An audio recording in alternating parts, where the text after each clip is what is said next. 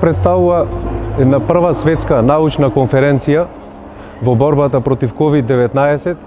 и практично еден прв голем отворен настан после 2 години на COVID изолација. Се работи за еден голем светски настан на кој што ќе бидат во овие 3 дена презентирани преку 300 научни истражувања во поглед на резултатите што ги работеше светската наука во изминатите 2 години во врска со ковидот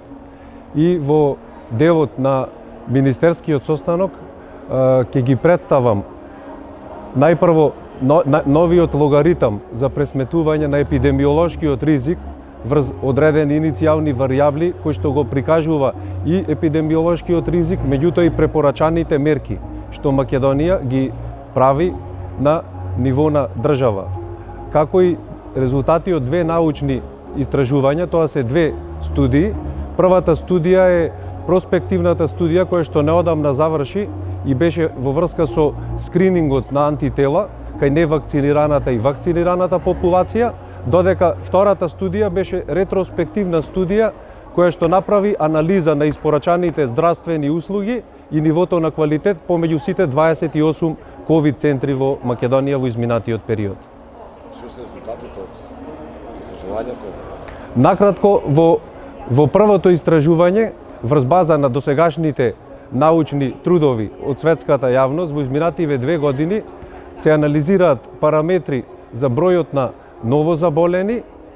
бројот и стапката на морталитет и бројот на хоспитализирани и врз основа на тоа има алгоритам за пресметување на епидемиолошкиот ризик и соодветно на тоа препорачани епидемиолошки мерки. Во однос на втората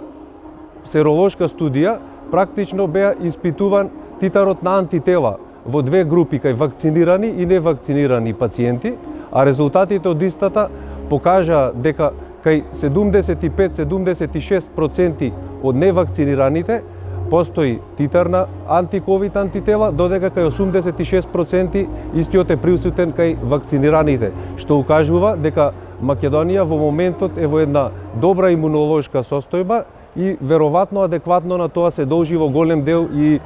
зелениот, односно добрата, малиот ризик во однос на ковид мерките. Додека во третата студија, таа ретроспективна студија, покажуваше анализа на варијабли помеѓу испорачаните ковид услуги во ковид центрите и еден од главните маркери што покажа различност во квалитетот на тие здравствени услуги е бројот на медицинскиот персонал по пациент.